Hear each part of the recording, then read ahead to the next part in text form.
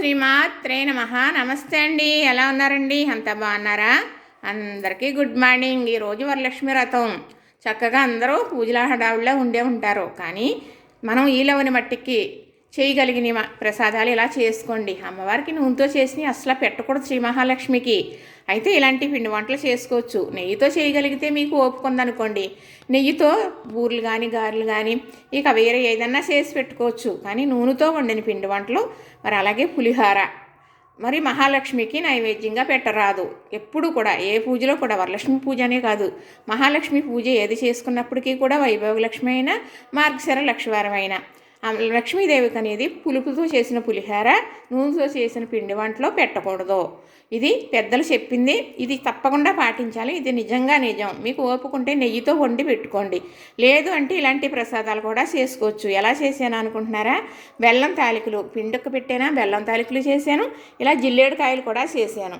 ఇదిగో దద్దోజనం. ఈ దద్దోజనం నెయ్యి తాలింపు వేసానండి, ఎండుమిరపకాయ వేయలేదు. చక్కగా పచ్చిమిరపకాయలు వేసి దద్దోజనం తాలింపు వేసాను. కమ్మటి పెరుగుతో. పులప ఉండకూడదు. మరి పులప పులిహార పెట్టకూడదు అన్నప్పుడు మరి దద్దోజనం కూడా పుల్లగా ఉండకూడదు కదా. ఇదిగోనండి బియ్యం పిండి, బియ్యం నూక, కుడుములు. ఈ కుడుములు చేశానండి. అది ఎలా చేశాను అనేది మళ్ళీ వీడియో పెడతాను. ఎంతో కాదండి, సాల్ట్కి కొంచెం ఎక్కువ నూక తీసుకున్నానా, చక్కగా కుడుములు చేసుకున్నాను. సాల్ట్ తీసుకున్నాను పిండి. ఇలా జిల్లేడుకాయలు చేశాను, ఇలా బెల్లం తాలికలు చేశాను. ఇదిగోనండి పచ్చలివిడి చేశాను. బెల్లం, వరిపిండి, కొంచెం నెయ్యి, కొద్దిగా కొబ్బరి తురుము వేసి చేశాను. ఇదిగోనండి ఆవు పాలు పరవాన్నం. చక్కగా మరి ఆవు పాలు పరవాన్నం కూడా వండేసాను. ఇదిగోనండి ఆవు నెయ్యి ఉంది కదా, మనం ఏ పొరపాటునన్నా కొంచెం చెయ్యి ఏమీ తగలదనుకోండి, మరి ఇలాగ అంటు లేకుండా ఉన్నది అంటే ఇలా కొంచెం నెయ్యి అనేది ఇలాగ వేయాలి. ఇట్లో నెయ్యి వేసేసానులేండి.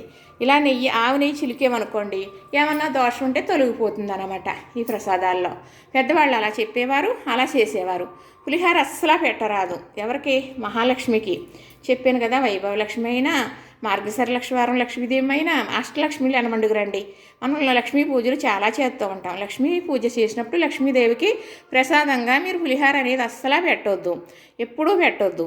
ఎవరైనా కానీ పెట్టకూడదు. ఇప్పుడు అమ్మవార్లు ఉంటారు కదా, మన ఊరి దేవతలు, దుర్గమ్మ తల్లి, సత్తమ్మ తల్లి, అంకాల తల్లి, మరి మసం తల్లి, మారం తల్లి, పోలేరమ్మ, బోళ్ళ మంది అమ్మవార్లు ఉంటారు కదా ఊరి పట్టి ఊరి దేవతలో.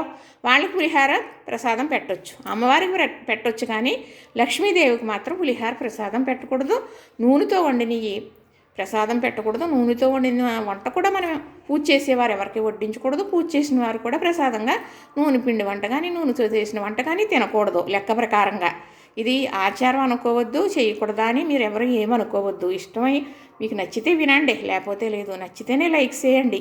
నేను కాదు కూడదని అనను, ఉన్నది ఉన్నట్టుగానే చెప్పాలి. వింటే వింటారు, లేకపోతే లేదు. ఎవరికన్నా ఇష్టమైన వాళ్ళు వింటారు, చెప్పే తీరాలి. ఉన్న విషయం చెప్పామనుకోండి, అది ఎప్పటికైనా ఎవరికైనా పనికొస్తూ ఉంటుంది. చక్కగా నూనెతో వండకపోతేనేమి, నెయ్యితో వండకపోతేనేమి ఇన్ని రకాలు చేసుకున్నాం. చూసారా? నెయ్యి ఉండక్కర్లేదు. కొంచెం నెయ్యి ఉందనుకోండి, ఆ నెయ్యి ఇలాగా ఆవు నెయ్యి అనేది మాత్రం ఇలా వేయడం వల్ల శుద్ధి అయిపోతుంది అన్నమాట. మనం చేసిన దోషం ఏమన్నా ఉంటే శుద్ధి అయిపోతుంది. చక్కగా అమ్మవారికి ఇగోనండి ఇప్పుడు బెల్లం తాలికలు, అలానే దద్దోజనం, అలానే మరి ఏమంటారంటే జిల్లేడు కాయలు అంటారన్నమాట. ఇందులో కొబ్బరి బెల్లంతో చేసిన నౌజు అంటారు. అది పెట్టి లోపల చేస్తామన్నమాట. అలాగే ఈ బియ్యం కుడువులు చక్కగా ఎలా చేశాను అనేది చెప్తాను. కొబ్బరి తురుము, పెసరపప్పు వేసి చేశాను. అమ్మవారికి పెసరపప్పు మంచిది సలవనేసి. ఈ పచ్చాలివిడి అనేది మీకు చెప్పాను కదా, చాలా మాటలు చెప్తున్నాను. ఇంట్లో వరిపిండి ఉంటే చాలు, ఈ సలివిడి పానకం అమ్మవారికి నైవేద్యం పెట్టేయచ్చు చక్కగా. ఆవు పాలు పరమాన్నం అంటే ఆవు పాలు తెచ్చుకున్న తర్వాత నీళ్ళు చొక్క అనేది వేయకూడదు. అలా వేస్తే మనకు తెలియదు కదండి, అది తప్పని పరిస్థితి అనుకోండి. నీళ్ళు అనేది వేయకుండా ఆవు పాలు పరమాన్నం అనేది వండాలన్నమాట. ఇప్పుడు గిన్నె ఇవి 4, 5, 6 కదా, శనగలు ఉన్నాయండి 6, మరేమో దానిమ్మ గింజలు కూడా వలుసుకున్నాను. ఇంకా పళ్ళు అయ్యి ఉన్నాయి. అన్నీ లెక్క కాదండి. ఓపుకున్నదనుకోండి ఒకటి, ఓపిక లేదనుకోండి ఒకటి చేసుకోండి, ఓపుకుంటే 2 చేసుకోండి. అన్నీ పెట్టమని ఎవరూ చెప్పలేదండి, ఏ దేవుడు చెప్పలేదు.